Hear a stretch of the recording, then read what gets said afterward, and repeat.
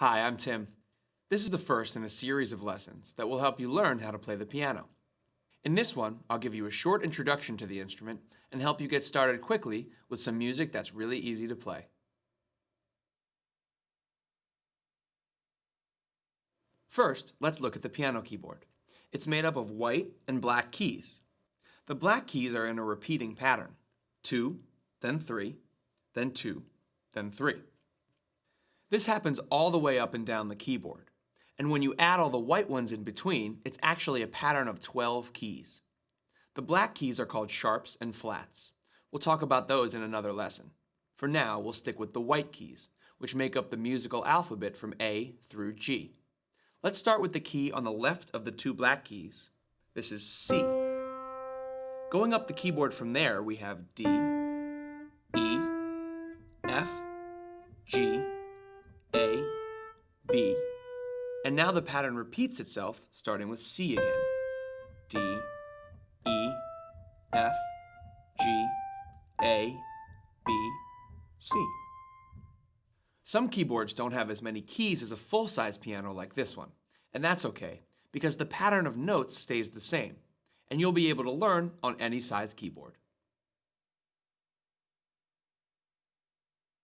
When you're playing the piano, it's important to sit in a way that's comfortable and let you easily reach the keys. Sit on a bench, chair, or stool that is high enough to keep your forearms parallel with the floor when your fingers are on the piano. Keep your elbows at the side of your body and your shoulders relaxed. Your fingers should be slightly curved, with your wrists in line with your forearms, not bent down or bent up, just nice and straight like this, so your fingertips rest gently on the keys. Before we start playing, let's talk about the sustain pedal. If you're playing a piano like this one, it's the pedal on the right. If you're using a keyboard and have a pedal, you should connect it so you can use it for these lessons. First, play a few notes. Then hold down the pedal and hit some more. The sustain pedal lets notes ring out after you take your fingers off the keys. And when you use it correctly, it can make your playing sound a lot better. We'll be talking about our fingers a lot when we're learning how to play the piano. So to keep things simple, we'll give each one a number. Your thumb is 1, index finger is 2, middle is 3, ring is 4, and your little finger is 5. When you play at least 3 different notes at the same time, like this, it's called a chord. You can build a chord anywhere on the keyboard. We're going to start with the C chord. Play the C with your thumb, then skip up 2 keys and play the E with your 3rd finger, then skip up 2 keys again and play G with your 5th finger. In this basic chord shape, the note under your thumb is called the root.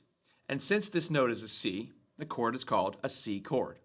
Let's build another chord, this time starting on F with your thumb, then add A and C with your 3rd and 5th finger. Since F is the root, this chord is an F chord. This same pattern of 1st finger, 3rd finger, and 5th finger works anywhere on the keyboard to build simple chords.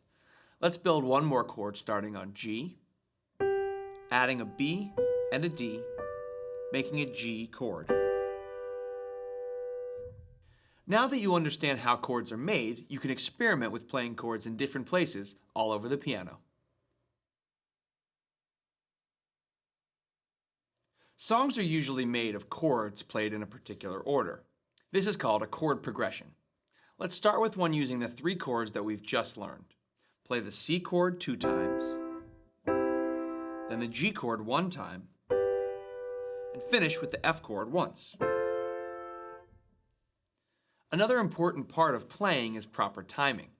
Without it, even playing the right chords won't make a recognizable song. To play with good timing, you need to play with a consistent pulse or beat. We're going to use a 4-beat pulse as we play, like this. 1, 2, 3, 4. 1, 2, 3, 4. In our chord progression, we're going to play each chord for 4 beats. 3, 4, C, 2, 3, 4, C, 2, 3, 4, G, 2, 3, 4, F, 2, 3, 4. GarageBand also has a metronome that plays clicks to help you stay in time while you practice. In music, playing speed is called tempo. You can turn the metronome on at any time to hear clicks at the tempo of the part you're practicing.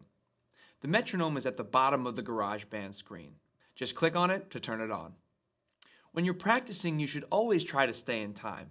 If you're having trouble keeping up with the metronome, slow it down using the speed slider.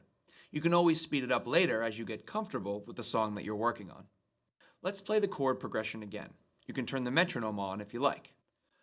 1, 2, 3, 4, C, 2, 3, 4, C, 2, 3, 4, G, 2, 3, 4, F, 2, 3, again, C, 2, 3, 4, C, 2, 3, 4, G, 2, 3, 4, F, 2, 3, 4.